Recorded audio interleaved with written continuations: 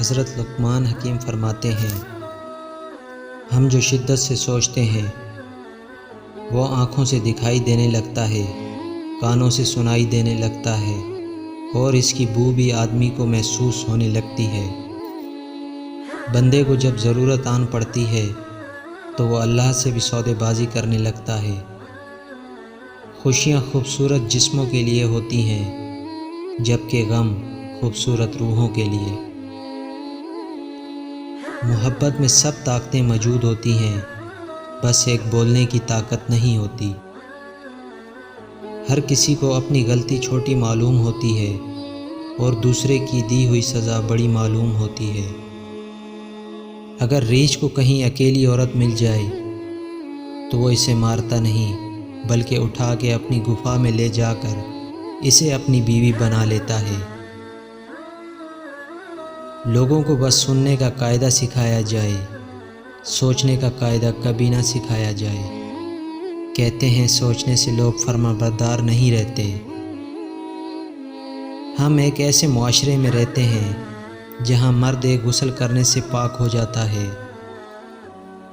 جبکہ عورت اپنی پاکیزگی ثابت کرنے کے لیے پوری زندگی لٹا دیتی ہے۔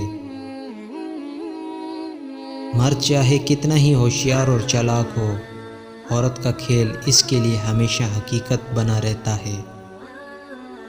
مرد نے عورت کے ساتھ صرف سونا ہی سیکھا ہے، جاگنا نہیں، اس لیے مرد اور عورت کا رشتہ اکثر الجھن کا شکار رہتا ہے۔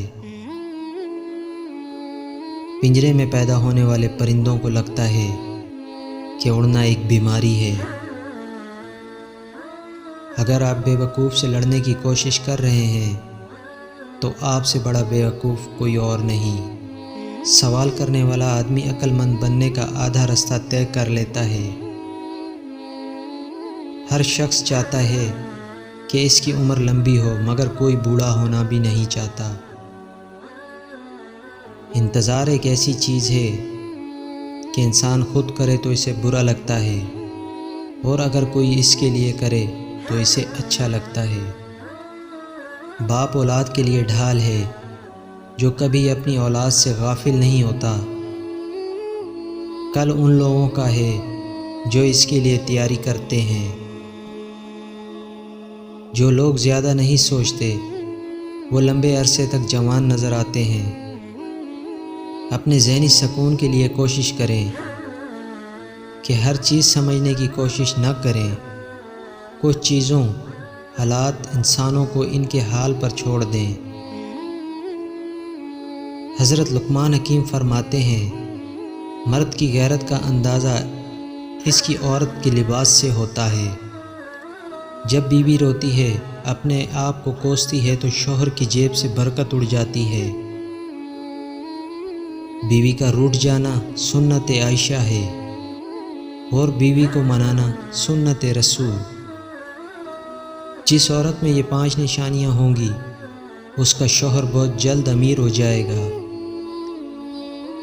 نمبر 1، ایسی عورت جو فضول خرچ نہ ہو۔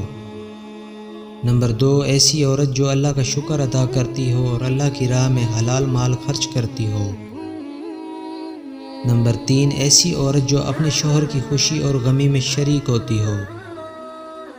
نمبر 4، ایسی عورت جو اپنے شوہر کی عدم موجودگی میں اس کے مال اور عزت کی حفاظت کرتی ہو۔ نمبر 5، ایسی عورت جو اپنے شوہر کی فرما برداری میں زندگی بسر کرتی ہو۔